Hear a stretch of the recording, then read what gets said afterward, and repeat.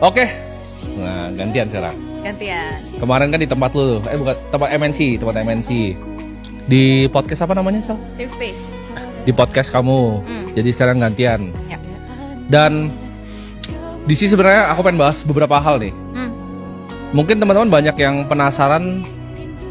Chelsea ini kan background, coba mungkin ceritain sedikit ya. Interestednya di mana? Ya. Sama apa sih yang kamu benar-benar suka? Sebenarnya kalau interest and what is it that I'm doing, karena kan dari kecil, jadi emang ada banyak ya. Kalau bilang karir berangkat dari nyanyi, ngatis cilik nyanyi, and then I love musicals by the way, so bergeser ke acting juga. And then tapi one of the benang merah kali ya dari semua yang aku lakuin tuh I love learning about humans and how humans think. Jadi makanya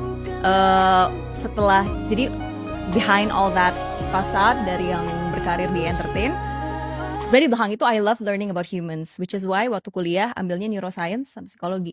Oke, jadi you took neuroscience dan juga psikologi karena tertarik with humans. Nah, trigger awalnya itu apa? Kan awalnya cuma nonton Disney kan, suka nonton Disney, belajar nyanyi, acting and stuff.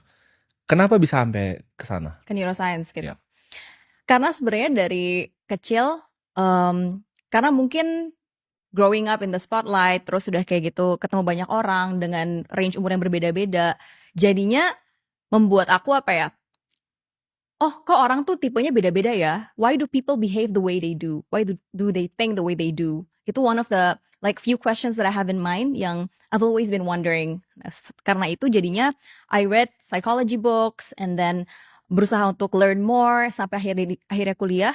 And then ada option ya, kebetulan di universitas aku ada psikologi sama neuroscience. And at first I wanted to take psychology aja sebenarnya. Until the second year because bisa ternyata double major, jadi akhirnya udah I took it as a double major. Nah, ini mungkin nyambung ke pertanyaan yang sebenarnya banyak orang tuh nggak tahu. Tapi di dunia investasi, Cel, sebagai seorang investor tuh yang penting nggak cuma IQ atau kepintaran loh, tapi actually the emotional part. Menurut Warren Buffett ya, gue kan penganut Warren Buffett banget. Buffett itu yakin banget kalau misalnya lebih penting emotional. Iya.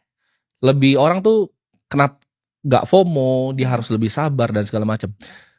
Nah, ini gimana sih caranya ibaratnya orang itu punya kedewasaan secara emosional kalau misalnya jadi seorang investor? Mungkin ini benar banget sih, karena kan orang mungkin yang banyak berasumsi investasi itu is all about looking at the company, and then kalau udah tahu informationnya we can make rational decisions. Padahal sebenarnya secara neuroscience, our brain itu kalau misalnya dibagi simpelnya ya,